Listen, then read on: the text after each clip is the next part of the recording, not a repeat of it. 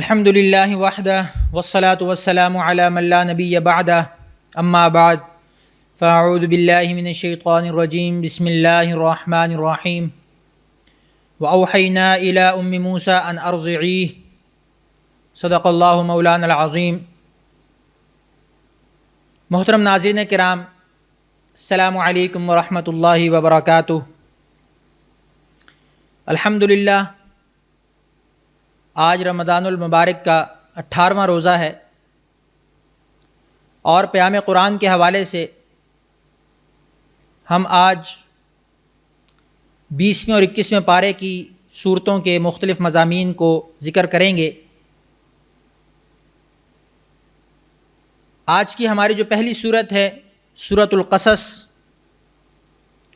قصص عربی کے اندر قصے کی جمع ہے۔ قصہ کہتے ہیں کسی کہانی کو، نیریشن کو، کسی واقعے کو۔ تو چونکہ سورت کے اندر عمومی طور پر مختلف قوموں کے قصوں کا ذکر کیا گیا، اس وجہ سے سورت کا نام قصص رکھا گیا۔ مکی سورت ہے اور اس سورت کے اندر اللہ رب العزت نے سب سے پہلے تو یہ بتایا کہ اللہ رب العزت جب کوئی وعدہ فرماتے ہیں، کسی بات کا عہد کرتے ہیں تو اس کو ہر حال میں پورا کرتے ہیں۔ اس کے بعد اللہ رب العزت نے موسیٰ علیہ السلام کے واقعے کو ذکر فرمایا کہ کیسے ان کی پیدائش ہوئی اور پھر فرعون کے محل میں ان کی نشو و نما ہوئی، ان کی ماں نے ان کو دودھ پلایا اور پھر کیسے ان کے آگے سارے واقعات چلتے گئے۔ اور پھر نبی کریم صلی اللہ علیہ وسلم کے کچھ واقعات کو ذکر فرمایا۔ ان دونوں واقعات کو، دونوں انبیاء علیہ السلام کے واقعات کو اکٹھا ذکر فرمانے سے ایک مطلب یہ بھی نکلتا ہے کہ ان دونوں حضرات انبیاء علیہ السلام کے واقعات میں مشابہت موجود ہے۔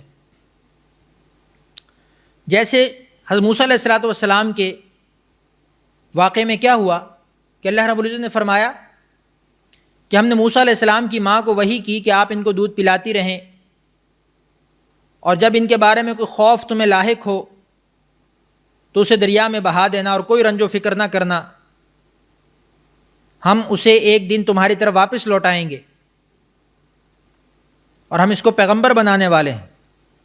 تو ایک طرح کی تسلی دی کہ اگر فی الحال کسی موقع پر جدائی کی نوبت بھی آ جائے تو پریشان نہیں ہونا، ہم دوبارہ تمہیں لوٹائیں گے۔ اور اسی طرح نبی کریم صلی اللہ علیہ وسلم کے واقعے میں بھی اسی طرح کا مضمون ارشاد ہوا کہ ان الذی فرض علیک القرآن لرادک الی معاد، کہ جس اللہ نے آپ پر قرآن نازل فرمایا ہے وہ آپ کو دوبارہ اپنی جگہ کی طرف لوٹائے گا۔ تو یعنی کہ دونوں کو تسلی دی جا رہی ہے کہ تم ایک مرتبہ اپنے شہر سے نکالے جاؤ گے اور پھر واپس اسی طرف لوٹائے جاؤ گے۔ تو اس واقعے میں بھی مشابہت موجود ہے۔ اور اس طرح حضرت موسیٰ علیہ السلام جس طرح اپنی قوم سے 10 سال جدا رہے، تو ہمارے پیارے نبی حضرت محمد مصطفیٰ صلی اللہ علیہ وسلم بھی اپنی قوم سے 10 سال جدا رہے۔ اور جس طرح موسیٰ علیہ السلام نے اپنی قوم سے چھپ کر اپنے شہر سے ہجرت کی، اپنے ملک سے ہجرت کی، ایسے ہی نبی کریم صلی اللہ علیہ وسلم نے بھی اپنی قوم سے چھپ کر ہجرت کی۔ اور جس طرح اللہ رب العزت نے موسیٰ علیہ السلام کو دوبارہ اپنی قوم کے ساتھ ملوایا تو دوبارہ اپنے شہر میں لے کر آئے، اپنے لوگوں میں لے کر آئے، اسی طرح نبی کریم علیہ السلام کو بھی 10 سال کے بعد دوبارہ مکہ میں آنے کا شرف حاصل ہوا اور دوبارہ اپنی قوم میں آئے، اپنے شہر میں آئے۔ تو اس اعتبار سے ان دونوں حضرات انبیاء علیہ السلام میں مشابہت موجود ہے۔ پھر اس صورت کے اندر اللہ رب العزت نے پھر سے موسیٰ علیہ السلام اور فرعون کے قصے کو ذکر فرمایا اور کس طرح سے فرعون نے زمین میں فساد مچایا اور اپنی قوم کے لوگوں کو تنگ کیا۔ یہ سارے واقعے اللہ رب العزت نے دوبارہ اس صورت کے اندر دہرایا۔ حقیقت میں اس واقعات کو دہرانے کا مقصد کیا ہے کہ اللہ رب العزت اپنی اس نعمت کو تم پر جتائے، بتائے کہ کیسے تمہیں تمہارے فرعون نے، تمہارے بندے نے تمہیں یہاں سے نکالا، اپنی اس سے نکالا، اپنے شہر سے نکالا، اور پھر اللہ رب العزت نے تم پر انعام فرمایا اور تمہیں اس سے نجات عطا فرمائی۔ تو یہ وہ انعام اللہ رب العزت بتا رہے ہیں کہ جب بھی تمہارے اوپر مشکل آئے گی تو میں تمہیں نکالوں گا، لیکن اس کے بدلے میں تمہیں کیا کرنا ہے؟ کیا تم نے بنی اسرائیل کی طرح ناشکری کرنی ہے کہ میں نے جب ان کو نجات دی تو پھر وہ اپنی خواہشات کی پیروی میں لگ گئے؟ میں نے ان کو جنت سے کھانے کھلائے، لیکن اس کے باوجود انہوں نے میری ذات کو پہچاننے سے، ماننے سے انکار کیا، اور پھر سامری کے پیچھے لگ گئے، اس بت کے پیچھے لگ گئے جس کی طرف شیطان نے ان کو لگایا۔ تو کیا اللہ کی طرف سے رحمت اور فضل کا یہی تقاضا ہے کہ اس کے کرم اور احسان کا یہ بدلہ دیا جائے؟ تو یہ چیز ہمیں سکھائی گئی۔ اور پھر فرعون نے جو تکذیب کی تھی اور اس نے جو سرکشی کی تھی، اس کے انجام کا تذکرہ ہوا کہ جب فرعون کی اور موسیٰ علیہ السلام کی آپس میں مٹ بھیڑ ہوئی تو موسیٰ علیہ السلام اپنی قوم کو لے کر آگے چلے، اور جب دریا آیا تو اللہ کے حکم سے اس کے اندر راستے بن گئے، اور موسیٰ علیہ السلام اپنی قوم کو لے کر نکل گئے۔ لیکن جب فرعون اور اس کا لشکر اس دریا کے اندر داخل ہوا تو اللہ کی قدرت سے وہ راستے ختم ہو گئے، بند ہو گئے، اور پانی آپس میں مل گیا، اور فرعون کو اللہ رب العزت نے اس کی سرکشی اور اس کے غرور سمیت پانی میں غرق کیا۔ اگرچہ اس وقت اس نے توبہ کرنے کی کوشش کی، اس نے یہ اعتراف کرنے کی کوشش کی کہ میں غلط تھا، میں اب ایمان لاتا ہوں موسیٰ اور اس کے رب پر، لیکن اللہ رب العزت نے فرمایا کہ اس وقت کی توبہ قبول نہیں، کہ جو مرتے وقت ہو، جب اس کو سب کچھ نظر آ رہا ہے کہ اب تو میرا حساب کتاب ہونے والا ہے، اب تو میرا سب کچھ ختم ہو رہا ہے، تو اس وقت کی توبہ قبول نہیں ہے۔ توبہ اس وقت تک قبول ہے جب تک انسان کے ہاتھ پاؤں چل رہے ہیں، اس کے سامنے امتحان کے دونوں راستے قائم ہیں، نیکی اور بدی کے دونوں راستوں پر اس کے چلنے کا امکان برابر ہے۔ جب تک وہ امتحان اور آزمائش کی وہ بنیاد باقی ہے تب تک توبہ قبول ہے۔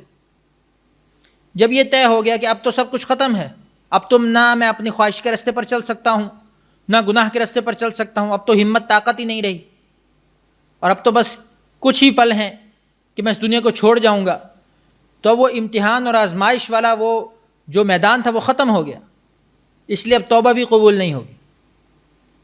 تو اس لیے ہمیں چاہیے کہ جس وقت ابھی ہم موجود ہیں، جس بھی حالت میں ہیں، جیسی بھی کنڈیشن میں ہیں، سب سے پہلے اپنے پچھلے گناہوں سے توبہ کریں۔ یہی موقع ہے، یہی وقت ہے۔ انسان یہ سوچتا ہے کہ میں موت سے پہلے توبہ کر لوں گا، لیکن اس کو توبہ کرنے سے پہلے موت آ جاتی ہے۔ تو ہم نے اس بات کا خیال رکھنا ہے کہ موت کا کچھ پتہ نہیں کس وقت آ جائے، تو اس لیے فوراً اپنے آپ کو ہر گھڑی اسی حال میں رکھیں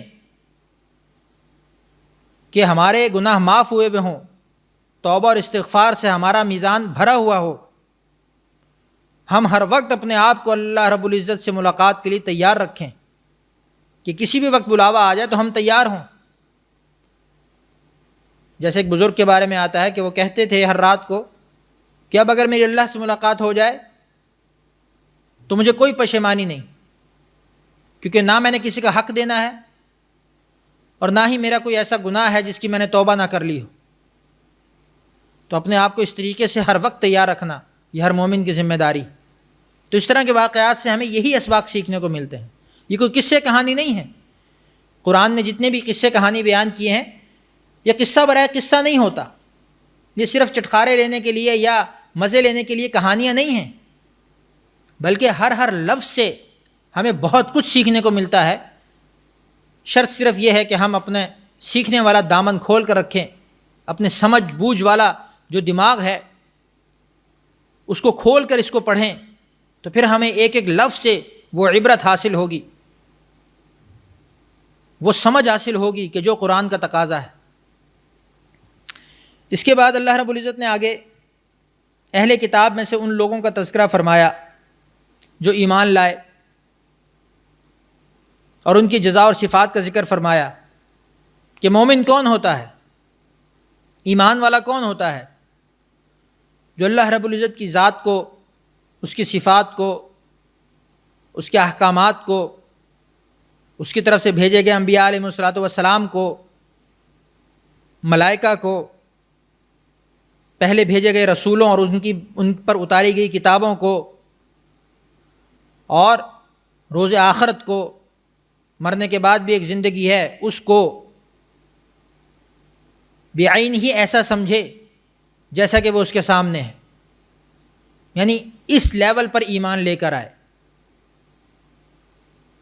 ایمان کا تعلق دل کے ساتھ ہوتا ہے، اگرچہ دنیاوی اعتبار سے ہمارا مشاہدہ، ہماری آنکھوں دیکھی چیز، کانوں سے سنی ہوئی چیز وہ زیادہ واضح ہوتی ہے بنسبت غیب پر ایمان لانے کے، لیکن ہمیں جو حکم دیا گیا ہے کہ ہمارا ایمان اس درجے کا ہو کہ گویا کہ ہم مشاہدہ کر رہے ہیں، گویا کہ اپنے کانوں سے سن رہے ہیں، اس درجے کا جب ایمان ہوگا تب ہمارے اعمال سارے کے سارے سیدھے ہوں گے۔ آج ہم یہ جو سمجھتے ہیں کہ ہم سے نماز نہیں پڑھی جاتی، روزہ نہیں رکھا جاتا، لیکن دنیا کے باقی سب کام ہوتے ہیں، مشقت میں، بیماری میں، تکلیف میں، ہم لوگ اپنے کام سے چھٹی نہیں کرتے، کاروبار سے چھٹی نہیں کرتے، باس کا ڈنڈا سر پہ ہو تو جاب سے چھٹی نہیں کرتے، اس وقت سب تکلیفیں برداشت ہوتی ہیں۔ کیوں؟ اس لیے کہ ان ساری تکالیف کے نتیجے میں جو انعام حاصل ہونا ہے، جو فوائد حاصل ہونے ہیں، وہ ہماری آنکھوں کے سامنے ہیں، وہ دیکھے ہوئے ہیں، اس لیے ان پر ایمان زیادہ ہے۔ لیکن ان ساری تکلیفوں کے اندر نماز پڑھنا، روزہ رکھنا، اللہ کے احکامات کو پورا کرنا، اس پر جو اجر اور ثواب ہے، اس پر جو وعدے اور وعید ہے، اس پر ہمارا ایمان اس درجے کا نہیں جس درجے کا ہونا چاہیے، یا جس درجے کا دنیاوی اسباب پر ہے۔ اس وجہ سے ہمارے دنیاوی اور دینی معاملات میں جو فرق ہے وہ واضح طور پہ نظر آتا ہے۔ تو اس لیے اپنے ایمان کو اس درجے تک لے کر جانا یہ قرآن کا تقاضا، یہ قرآن ہم سے تقاضا کرتا ہے۔ اس کے بعد اللہ رب العزت نے آگے اپنی قدرت کو بیان فرمایا، اپنے انعامات اور بندوں پر اپنی رحمت کو ذکر فرمایا کہ اللہ رب العزت نے اپنے بندوں پر کیسے کیسے انعامات ذکر نازل فرمائے ہیں۔ زمین و آسمان کو بنایا، پانی کو برسایا۔ کون ہے وہ ذات جو پانی کو برسا کر زمین سے ہمارے لیے کھانے پینے کے، اناج کے، غلے کے، پھل فروٹ کے جو ہے وہ ڈھیر لگا دیتی ہے؟ تو اللہ کی نعمتیں ہیں ہم پر، ایک ایک چیز سے ہمیں اللہ کی ذات کا تعارف حاصل ہوتا ہے۔ تو اس پر بزرگ فرماتے ہیں، کسی کا قول ہے غالباً کہ اگر اللہ رب العزت اپنا کوئی بھی نبی نازل نہ فرماتے اپنی ذات کا تعارف کرانے کے لیے، تب بھی ہر انسان پر اللہ کی قدرتوں کو دیکھ کر، زمین، آسمان، سورج، چاند، ستاروں، دریا، پہاڑ، سمندر، یہ ساری جو اللہ کی قدرتیں ہیں، چرند پرند، ان کو دیکھ کر انسان کے اوپر لازم تھا کہ ان کو بنانے والے کی ذات کو پہچانے اور اس پر ایمان لے کر آئے۔ تو یہ سب ہمارے کرنے کی چیزیں ہیں۔ اور پھر اس صورت کے اندر اللہ رب العزت نے قارون کا قصہ بیان کیا کہ قارون جو بہت بڑی مال و دولت والا تھا، بہت زیادہ مال اسباب والا تھا، لیکن جب وہ وقت کے نبی کی بات کو نہیں مان رہا اور اپنے مال و دولت پر اور اپنے ظاہری اسباب پر توکل کیے ہوئے ہے، اور یہ سمجھے بیٹھا ہے کہ سارے مال کے ہوتے ہوئے مجھے تو کچھ مسئلہ نہیں ہو سکتا، میں تو ہر چیز کو خرید سکتا ہوں، ہر چیز میری دسترس میں ہے۔ اس کا خزانہ بھی اس دور میں، آج کل تو مثالیں دی جاتی ہیں قارون کے خزانے کی، کہ اس کے خزانے کی صرف چابیاں ہی کتنے اونٹ اٹھایا کرتے تھے، خزانہ تو پھر آپ سوچیں کہ کتنا ہوگا، لیکن ضابطہ وہی اللہ رب العزت نے رکھا، اس ضابطے میں کوئی تبدیلی نہیں ہے۔ وَلَن تَجِدَ لِسُنَّتِ اللَّهِ تَبْدِيلًا، اللہ کے طریقے میں، اللہ کی سنت میں کوئی تبدیلی نہیں ہو سکتی کہ اگر وقت کے نبی کی بات کو نہیں مانیں گے تو اللہ رب العزت ان تمام اسباب کے اندر تمہیں حیراں و سرگرداں کر دیں گے اور انہی اسباب کو ہی تمہاری ہلاکت اور تباہی کا ذریعہ بنائیں گے۔ تو اللہ رب العزت نے کیا انجام کیا کہ اسی مال و اسباب سمیت اس کو زمین کے اندر دھنسا دیا۔ کوئی مال اسباب اس کا اللہ کے سامنے کام نہیں آ سکتا تھا۔ تو اللہ رب العزت نے اس صورت کے اندر یہ تمام واقعات کو ذکر کر کے ہمارے لیے سمجھنے کی، غور و فکر کرنے کی، سوچنے کی بہت سی راہیں کھولی ہیں۔ اب یہ ہمارے اوپر ہے کہ ہم کس طریقے سے ان تمام اسباق کو اور ان تمام عبرت کو اپنے لیے مشعل راہ بناتے ہیں اور اپنی زندگی کو اس کے مطابق سیدھا کرنے کی کوشش کرتے ہیں۔ اس کے بعد اگلی صورت ہے سورہ عنکبوت۔ جیسا کہ اس کے نام سے ظاہر ہے، عنکبوت عربی کے اندر مکڑی کو کہتے ہیں، اسپائڈر۔ مکڑی اللہ رب العزت کی مخلوق ہے، لیکن اگر آپ اس کے فنکشنز پہ غور کریں، اگر آپ اس کی زندگی پہ غور کریں، اس کی بناوٹ پہ غور کریں، اس کے طریقہ کار پہ غور کریں، تو اللہ کی بہت ہی عجیب قدرتیں سامنے آتی ہیں۔ اس کے رہن سہن کا نظام، اس کی جسم کی بناوٹ، اس کا گھر بنانے کا طریقہ، یہ سب اللہ کی قدرت ہے۔ لیکن حقیقت میں اللہ رب العزت نے اس مکڑی کو جو ذکر فرمایا ہے قرآن کے اندر، وہ دنیاوی اعتبار سے چونکہ ہم اس کو بہت ہی کم تر مخلوق سمجھتے ہیں، کمزور مخلوق سمجھتے ہیں، اس کا بنایا ہوا گھر بھی بہت کمزور ہوتا ہے، تو اللہ رب العزت نے دنیا کی مثال اس کے مکڑی کے ساتھ دی کہ دنیا کا جو گھر ہے، دنیا کی جو عیش و عشرت ہے، دنیا کی جو مثال ہے وہ میرے نزدیک مکڑی کی مثال ہے، مکڑی کے گھر کی طرح۔ جس طرح وہ ناپائیدار ہے، ویسے ہی زندگی، دنیا کی زندگی بھی ایسی ہی ناپائیدار ہے۔ دنیا کی زندگی کی بے ثباتی کو بیان کرنے کے لیے اللہ رب العزت نے یہ مثال بیان فرمائی۔ یہ سورت مکی ہے۔ اس سورت کے اندر بھی اللہ رب العزت نے یہ بیان فرمایا کہ جب بھی تمہاری زندگی کے اندر کوئی پریشانی، کوئی مشکل، کوئی آزمائش آئے تو نبی کریم صلی اللہ علیہ وسلم اور دیگر انبیاء علیہ الصلوۃ والسلام کو جو تعلیمات عطا کی گئی تھیں، ہر قوم کو یہی سکھایا گیا کہ ہر آزمائش اور فتنے کا مقابلہ ان تعلیمات کی روشنی میں کرو گے تو اللہ رب العزت نہ صرف اس دنیا کے اندر سرخرو فرمائیں گے بلکہ آخرت کے اندر بھی تمہیں کامیاب فرمائیں گے۔ اور جس طرح اس صورت کے اندر مکڑی کا ذکر ہوا کہ جس طرح مکڑی کا جال ہوتا ہے، مکڑی اپنا جال بنتی ہے، اسی طرح فتنے بھی ایسے ہی ہوتے ہیں۔ دنیاوی فتنے اس کو اپنا شکار بناتے ہیں۔ کبھی مال کا فتنہ ہے، کہیں کہیں پر تو اولاد کو فتنہ کہا گیا، کہیں پر دیگر اسباب آپ کے لیے فتنہ بنتے ہیں۔ تو ان تمام فتنوں سے کیسے بچنا ہے؟ وہ یہ کہ اللہ کی ذات پر بھروسہ کرنا ہے، اللہ کی ذات کو سامنے رکھنا ہے، اپنی ہر مشکل کو، ہر پریشانی کو اللہ کی طرف رجوع کر کے حل کرانا ہے۔ تو جب یہ اپروچ اختیار کریں گے تو پھر یہ فتنے ایسے ہی ثابت ہوں گے جیسے مکڑی کا جالا ہے کہ ایک پھونک سے اڑا دیا جاتا ہے۔ تو ایسے ہی آپ کے مسائل، آپ کی آزمائشیں، آپ کے فتنے ایسے ہی حل ہو جائیں گے۔ اور سورت کے اختتام پر بھی اللہ رب العزت نے یہی فرمایا کہ جو فتنوں میں صبر کے ساتھ ڈٹے رہتے ہیں، والذین جاہدوا فینا لنہدینہم سبلنا، کہ جو ہمارے راستے میں کوشش کرتا ہے، جو ہمارے پاس آنے کے لیے جد و جہد کرتا ہے، مشقت اٹھاتا ہے، لنہدینہم سبلنا، ہم اس کے لیے راہیں کھول دیتے ہیں، کئی راستے بنا دیتے ہیں۔ انسان کوشش تو کرے۔ اللہ تعالیٰ فرماتے ہیں میں نیکی کرنے والوں کے ساتھ ہوں۔ اس ساتھ کا اندازہ تو لگائیں کہ اس ساتھ کا مطلب کیا ہے۔ آج کوئی چھوٹا موٹا دنیا کا وزیر مشیر ہمارے ساتھ ہو، دوست ہو، تو ہم فخر سے پھولے نہیں سماتے کہ ہمارے کوئی بھی کام ہوں گے فوراً ہو جائیں گے، فلانا میرا دوست ہے، میرے ساتھ ہے۔ تو جس کے ساتھ اللہ رب العزت یہ وعدہ کر لیں گے میں اس کے ساتھ ہوں، تو پھر بتائیں اس کے کام کن بنیادوں پر حل ہوں گے؟ تو اللہ فرماتے ہیں کہ جو ہماری طرف آنے کے لیے محنت کوشش کرے، مجھے پانے کے لیے جد و جہد کرے، میری طرف آنے کے لیے مشقت اٹھائے، تو میں اس کے لیے ایک نہیں کئی راستے کھول دوں گا۔ تو یہ وہ توکل اور یہ وہ بھروسہ ہے اللہ کی ذات پر جو اللہ ہمیں سکھانا چاہتے ہیں۔ اس طرح اگلی صورت ہے سورۃ الروم۔ سورۃ الروم کے اندر اللہ رب العزت نے فرمایا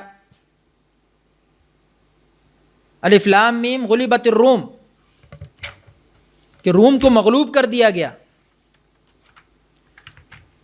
اب یہاں پر گویا کہ اللہ رب العزت ایک خوشخبری کی طرف اشارہ فرما رہے ہیں، پیشن گوئی فرما رہے ہیں کہ ان قریب روم کی پہلے حکومت آئے گی اور پھر روم مغلوب ہوگا، اور روم جب مغلوب ہوگا تو پھر مسلمانوں کو فتح حاصل ہوگی۔ تو یہاں پر اللہ رب العزت نے گویا کہ مسلمانوں کو فتح کی پیشن گوئی فرمائی، اور اس صورت کے اندر اللہ رب العزت نے یہ فرمایا کہ جب بھی حق و باطل میں تصادم ہوگا، جب بھی حق و باطل میں مقابلہ ہوگا، تو جو حق ہوگا اللہ رب العزت اس کو غلبہ عطا فرمائیں گے۔ اور پھر آگے جا کر اللہ رب العزت اپنی نشانیوں میں غور و فکر کی دعوت دے رہے ہیں کہ یہ ساری میری نشانیاں ہیں،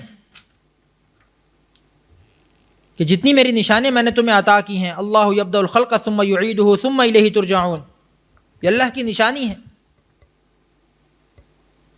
تو جب ہم اس میں غور و فکر کریں گے، اس کے اندر اپنے دماغ کو کھپائیں گے، تو ہمیں اللہ کی ذات کا تعارف حاصل ہوگا۔ اور پھر آگے تسبیح کرنا سکھایا، فسبحان اللہ حین تمسون وحین تصبحون، کہ صبح و شام تم تسبیح بیان کرو اللہ رب العزت کی۔ مفسرین فرماتے ہیں کہ یہاں تسبیح سے مراد اللہ کا ذکر اور نماز ہے۔ تو صبح و شام کی نمازیں، پورے دن کی نمازوں کا حکم دیا گیا۔ اس طرح جو باقی نشانیں ذکر کی، وَمِنْ آیَاتِهِ أَن تَقُومَ السَّمَاءُ وَالْأَرْضُ بِأَمْرِهِ وَلَهُ مَنْ فِي السَّمَاوَاتِ وَالْأَرْضِ وَهُوَ الَّذِي يَبْدَأُ الْخَلْقَ ثُمَّ يُعِيدُهُ، یہ تمام نشانیاں بیان فرمائیں۔ وَمِنْ آیَاتِهِ يُرِيكُمُ الْبَرْقَ خَوْفًا وَطَمَعًا فَيُحْيِي بِهِ الْأَرْضَ بَعْدَ مَوْتِهَا وَمِنْ آیَاتِهِ مَنَامُكُمْ بِاللَّيْلِ وَالنَّهَارِ، کہ اللہ رب العزت نے دن اور رات کا نظام چلایا، اور بجلی کڑکا کے بادل کو برسا کر زمین میں پانی برسایا، اور اس سے غلے اور اناج کو اگایا۔ تو یہ ساری کی ساری اللہ کی نشانیاں ہیں۔ ان نشانیوں کو بیان کرنے کا مقصد یہ ہے کہ تم اللہ کی ذات کو پہچانو۔ اور پھر اسی طرح آگے اللہ رب العزت نے فارس اور روم کے متعلق مختلف خبروں کو بیان کیا کہ اہل فارس، یعنی کہ آج کل جو ایران والے ہیں، اور اہل روم، اس کے متعلق غیبی خبریں کیا ہیں، اللہ رب العزت کن خبروں کی طرف اشارہ فرما رہے ہیں، اور اس کے ذریعے مشرکین کو ڈرایا جا رہا ہے کہ جس طرح اللہ رب العزت ایک دن ان کو مغلوب کریں گے، تمہیں بھی مغلوب کریں گے، اور مسلمانوں کو تم پر فتح دیں گے۔ اور پھر آگے اللہ رب العزت نے زمین میں سیر کرنے کا حکم دیا کہ تم کیوں زمین میں نہیں چلتے، زمین میں گھومو پھرو، اللہ کی نعمتوں کا، اللہ کی قدرتوں کا مشاہدہ کرو، اور اس سے اللہ رب العزت کی ذات تک پہنچنے کی کوشش کرو۔ اور زمین میں گھومو گے تو تمہیں اندازہ ہوگا کہ پچھلی قومیں کن کن مقامات پر آئیں، اور ان کے کون کون سے ایسے نشان ابھی تک باقی ہیں جن سے تم عبرت حاصل کر سکو۔ چونکہ انسان کمزور ہے، ایمان کمزور ہے، مشاہدے سے زیادہ سمجھ میں آتی ہے بات، تو چلو جاؤ، گھومو پھرو، دیکھو اللہ کی قدرتوں کو، اللہ کی نشانیوں کو دیکھو، اور پھر اس پر ایمان لاؤ، اور پھر اس کی ذات تک پہنچنے کی کوشش کرو، اور پھر اپنی زندگی کو سیدھا کرنے کی کوشش کرو۔ پھر اس صورت کے اندر بعث بعد الموت کا اس بات کیا گیا کہ موت کے بعد ایک دن اٹھنا ہے، موت کے بعد بھی ایک زندگی ہے جو حقیقی زندگی ہے، اور پھر ان لوگوں کی کیا حالت ہوگی کہ انسان اپنے والدین کو نہیں پہچانے گا، والدین اپنی اولاد کو نہیں پہچانیں گے، نفسا نفسی کا عالم ہوگا، تو اس وقت کی حالت کیا ہوگی اور اس وقت بچنے کا طریقہ کیا ہے، وہ سارا اس کے اندر بیان کیا گیا۔ اسی طرح پھر انسان کی تخلیق مختلف ادوار میں کس طرح ہوئی، اس میں اللہ کی کیا قدرت ہے، اللہ رب العزت نے سورت کے اندر اس کو بھی واضح طور پر بیان فرمایا۔ اس کے بعد اگلی سورت سورہ لقمان، اس کے اندر بہت اہم مضامین ذکر کیے گئے، جیسا کہ اس کے نام سے ظاہر ہے۔ لقمان علیہ الصلوۃ والسلام، بعض لوگ کہتے ہیں یہ نبی تھے، بعض لوگ کہتے ہیں کہ یہ حکیم تھے، بعض لوگ کہتے ہیں کہ یہ بس اللہ کے نیک بندے تھے۔ تو ان کو قرآن میں ذکر فرمانے کا مقصد ایک تو یہ سمجھ میں آتا ہے کہ یہ بہت ہی برگزیدہ شخصیت ہے، یہ تو طے ہے، اس لیے اللہ رب العزت نے ان کا قرآن میں ذکر فرمایا۔ اور ان کی جو اپنے بیٹے کو نصیحتیں ہیں وہ ہم سب کے سیکھنے کے لیے ہیں، وہ پوری امت کو بتانے کے لیے اللہ رب العزت نے قرآن میں ان کا تذکرہ فرمایا کہ کتنی اہم نصیحتیں ہیں۔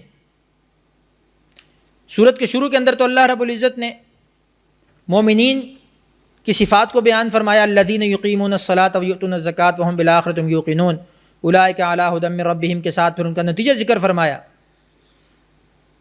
کہ جو ان صفات کا حامل ہوگا اس کا نتیجہ کیا ہوگا، کہ اللہ رب العزت کی جانب سے وہ ہدایت پر ہے اور سیدھے راستے پر ہے اور کامیاب ہے۔ اور پھر آگے ان لوگوں کا ذکر کیا کہ جو لوگوں سے بات چیت کر کے، ان کو ورغلا کے، ان کو جھوٹے قصے کہانیاں سنا کر ان کو اپنے طرف مائل کرنے کی کوشش کرتا ہے تاکہ لوگوں کو پھر گمراہ کر سکے۔ اور پھر اسی طرح اللہ رب العزت نے آگے اگلے رکوع کے اندر لقمان علیہ السلام کو اور ان کے واقعے کو ذکر فرمایا کہ انہوں نے اپنے بیٹے کو کس طرح سے نصیحت کی۔ پہلی نصیحت کیا کی، اے میرے بیٹے لا تشرک باللہ، اللہ کے ساتھ شریک نہ کرنا، ان الشرک لظلم عظیم، کیونکہ شرک بہت بڑا گناہ ہے، بہت بڑا ظلم ہے۔ اس سے بڑا ظلم کیا ہوگا کہ جو ذات تمہاری ہر چیز کی مالک ہے تم اس کو بھلا کر کسی اور کی طرف لگ جاؤ۔ اور پھر اللہ رب العزت فرماتے ہیں کہ ہم نے انسان کو اس کے والدین کے بارے میں وصیت کی، خصوصی طور سے اس کی والدہ کے بارے میں، کہ جو اس کو کتنی مشقتوں کے ساتھ اس کو پالتی ہے، اس کو لے کر چلتی ہے۔ اسی طرح آگے چل کر اللہ رب العزت نے لقمان علیہ السلام کی دیگر نصیحتوں کو ذکر فرمایا کہ یا بنیا انہا ان تک مثقال حبہ، کہ جب وہ اپنے بیٹے کو ایک مثال کے ساتھ سمجھا رہے ہیں کہ اگر کوئی رائی کے دانے کے برابر بھی کوئی عمل کرتا ہے اور وہ چاہے فتکن فی صخرۃ، کسی پتھر کے اندر ہی کیوں نہ ہو، یا آسمانوں میں ہو یا زمین میں ہو، یأتی بہ اللہ، قیامت کے دن اللہ اس کو لے آئے گا۔ تو اس لیے اپنے آپ کو ہر وقت اس بات کے لیے تیار رکھو کہ کوئی بھی عمل تمہارا ہر وقت اللہ کی نگرانی میں ہے۔ اپنے ذہن کو ہمیشہ اس بات کے لیے ایکٹیو رکھو کہ اس وقت بھی اللہ تمہیں دیکھ رہا ہے، تمہیں سن رہا ہے، تمہارے ساتھ ہے۔ کوئی بھی عمل تم چھپ کے کرتے ہو، چھوٹا کرتے ہو، بڑا کرتے ہو، کہیں پر بھی کرتے ہو، قیامت کے دن وہ تمہارے سامنے آ جائے گا۔ اور پھر آگے نماز کا حکم دیا، یا بنی اقیم الصلاۃ، نماز قائم کرنا، نماز پر برقرار رہنا، نماز کو کبھی نہ چھوڑنا۔ اور دوسری چیز کیا ذکر کی، وَأْمُرْ بِالْمَعْرُوفِ وَانْهَ عَنِ الْمُنْكَرِ، کہ نیکی کا حکم دیتے رہنا، نیکی کی تلقین کرتے رہنا، اچھی باتیں بتاتے رہنا، لوگوں کو نصیحت کرتے رہنا۔ وَانْهَ عَنِ الْمُنْكَرِ، اور برائی سے بچاتے رہنا، بری باتوں سے خود بھی دور رہنا، لوگوں کو بھی ان کی شناعت بتا کر ان کو ان سے دور رکھنے کی کوشش کرنا، ان کی قباحت بتا کر ان کی نفرت دل کے اندر پیدا کرنا کہ یہ برا کام ہے، یہ اللہ کے نزدیک برا کام ہے، اللہ اس کو ناپسند فرماتے ہیں۔ تو اس کی نفرت دل کے اندر خود بھی بٹھانا، لوگوں کو بھی بتانا. اور وَاصْبِرْ عَلَىٰ مَا أَصَابَكَ، اور یہ کہا کہ ان سب کے نتیجے میں کیا ہوگا؟ تم پر مشکلات آئیں گی، آزمائشیں آئیں گی. لوگوں کو سیدھے راستے کی طرف لانا آسان بات نہیں ہے. لوگوں کو ان کے آباء و اجداد کے راستے سے ہٹانا آسان بات نہیں ہے. جس چیز پر لوگ اپنے آپ کو فٹ کر چکے ہیں، جس چیز پر لوگ اپنے آپ کو سیٹ کر چکے ہیں کافی عرصے سے، اس سے لوگوں کو ہٹانا اور سیدھے راستے کی طرف لانا، اللہ کی ذات کا تعارف کروانا آسان نہیں ہے، مشکل ہے، نبیوں والا کام ہے. لیکن جب اس پر پریشانی آئے گی، مشکل آئے گی، تو وصبر، اس پر صبر اختیار کرنا. یہ ہماری اپنی زندگی کا نچوڑ ہے کہ ہم نے کس طریقے سے اپنی زندگی کو گزارنا ہے. اللہ رب العزت اس نصیحت کے ذریعے سے ہمیں سمجھانے کی کوشش فرما رہے. ان ذالک من عزم الامور، اور صبر کرنا جو ہے یہ بہت بڑا کام ہے. اور پھر کہا ولا تصاعر خدک للناس ولا تمشی فی الارض مرحا، کہ لوگوں کے سامنے اپنے آپ کو بالکل ہی بچھا مت دینا، لوگوں سے گال نہ پھلانا، یعنی غصہ مت ہونا، اور زمین پر اکڑ کر مت چلنا، عاجزی اختیار کرنا. کیونکہ اللہ تعالیٰ کو یہ جو متکبر اور مغرور لوگ ہیں یہ پسند نہیں ہیں.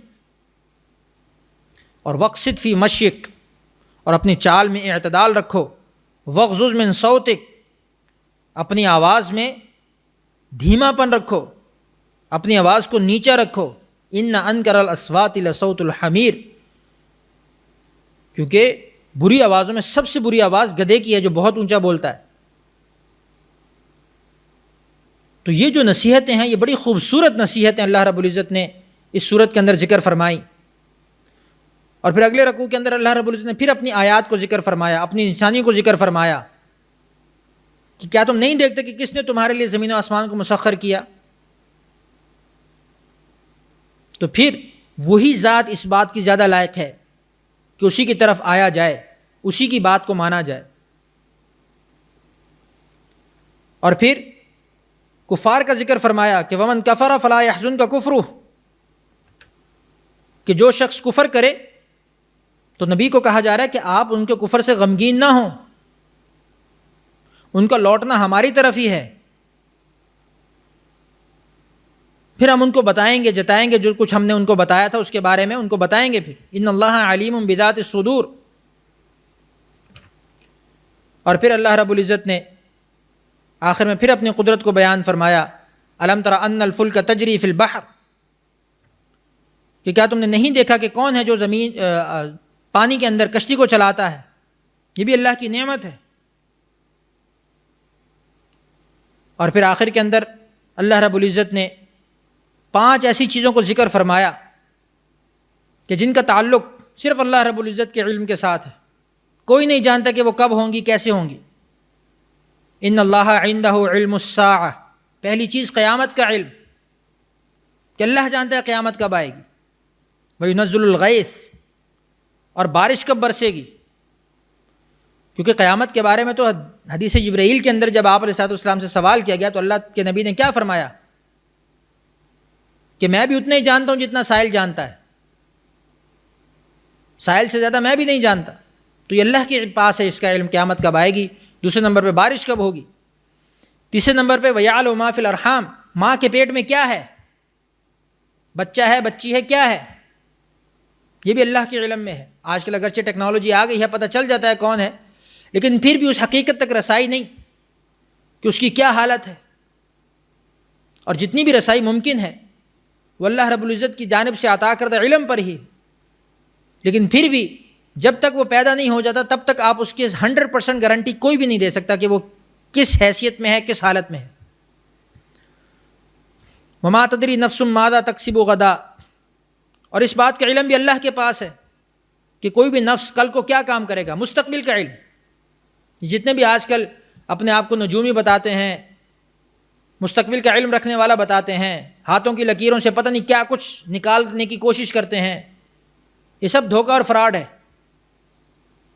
اللہ رب العزت جانتے ہیں صرف کہ کل کو کیا ہونے والا ہے. وما تدری نفس بأی ارض تموت، اور پانچویں چیز کہ کوئی بھی نفس یہ نہیں جانتا کہ اس کو کس سرزمین میں موت آئے گی، کہاں پر وہ اس کی موت ہوگی، کہاں وہ مرے گا، کس وقت مرے گا، کسی کو نہیں پتہ۔ تو یہ 5 علوم اللہ رب العزت نے ذکر فرما کر اپنی قدرت کا اظہار فرما کر اس صورت کا اختتام فرمایا۔ تو ہمارے کرنے کا کام کیا ہے کہ ہم ان تمام قدرتوں کو سامنے رکھیں، ان تمام نعمتوں کو سامنے رکھیں، اور پھر خود تجزیہ کریں کہ ہمارے کرنے کا کام کیا ہے، اب ہم نے کیا کرنا ہے۔ یہ سارے نعمتیں تو ہو گئی ہمارے لیے، اب ہمارے کرنے کا کام کیا ہے، وہ اس ماہ رمضان میں ہم نے سیکھنا ہے۔ یہ اس ماہ مبارک کا بہت اہم اور بہت ہی ضروری کام ہے کہ ہم اپنے آپ کا محاسبہ کریں، اپنے آپ کو دیکھیں، جانچیں کہ ہم اللہ کی تمام نعمتوں اور قدرتوں کے مقابلے میں ہماری طرف سے کیا ہو رہا ہے۔ تو ہم اپنے آپ کو اس لیول پر تیار کریں۔ اللہ رب العزت سے دعا ہے کہ اللہ رب العزت اس ماہ مبارک کے تمام تقاضوں کو احسن طریقے پر پورا کرنے کی توفیق عطا فرمائے۔ وآخر دعوانا ان الحمد للہ رب العالمین۔